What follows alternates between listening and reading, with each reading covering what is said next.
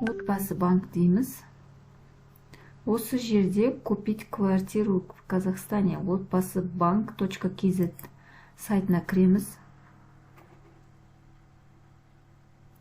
Войти бөлімін басамыз, батырмасын. Клиенттің личный кабинетіне кіріп, заявка тастаймыз. Алдымен клиенттің личный кабинетіне кіреміз. Ол үшін бізге ЭЦП ключі болу керек клиенттен.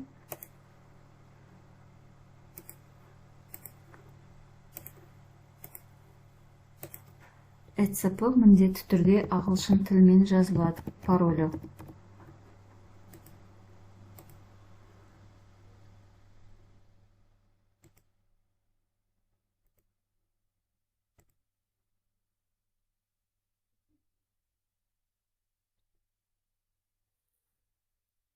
Интернеттің жайлығына байланысты және қайтып көріп көреміз.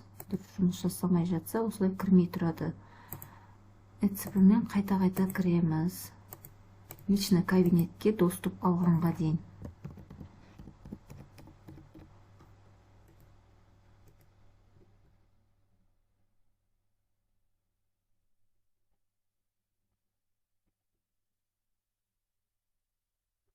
Личный кабинетіне мені кірді.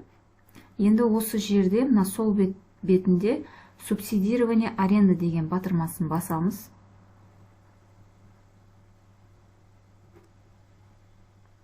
Осы жерде подать заявку деп оранжевый түсті кнопкасын басамыз, батырмасын.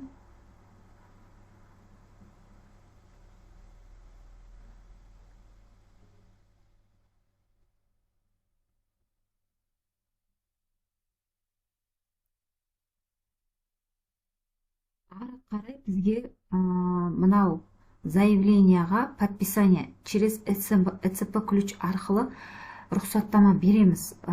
Толық нұсқауламасымен заявленияның танысып шықсаңыздар да болады. Ознакомить деп басып, ЭЦП арқылы және QR арқылы подписание жасауға болады. Бізде енді қазір бізде қолымызда ЭЦП бар. ЭЦП-мен подписание жасаймыз. Заявка тастағаннан кейін ары қарай біз жолдасынан да рұқсаттама аламыз. Оны алдымен өзіміз подписание жасап алайық. Клиенттің ЭЦП-сімен, ЭРСА-мен подписание жасаймыз. Ағылшын тілде тұру керек.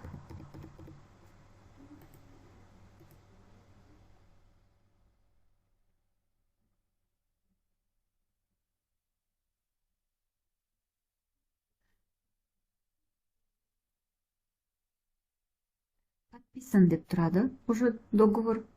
Оны жүктеп алсаңыздар да болады, скачать деп. Ары қарай отправить деп батырмасын басамыз.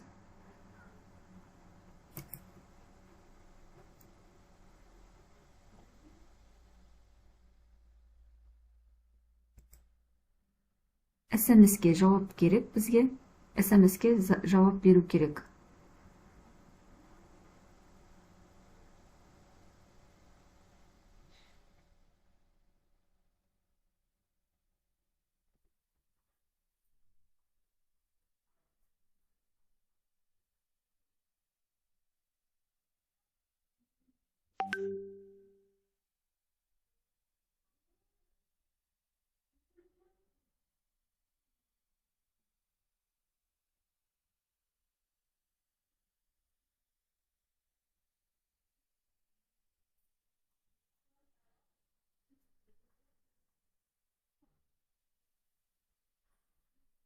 СМС жауап беру уақытысы 4 сағаттың ішінде клиентке СМС болып барады. Оны код подтверждениемен келеді 14-14-тен.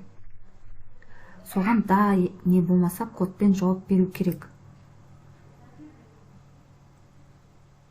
Егер жауап бермесе, ары қарай доступ ашылмайды. Результат проверки дегеннен өтпейді. Енді бізде ары қарай келесі сабақта разрешение алып болғаннан кейін ары қарай келесі сабақты жалғастырамыз.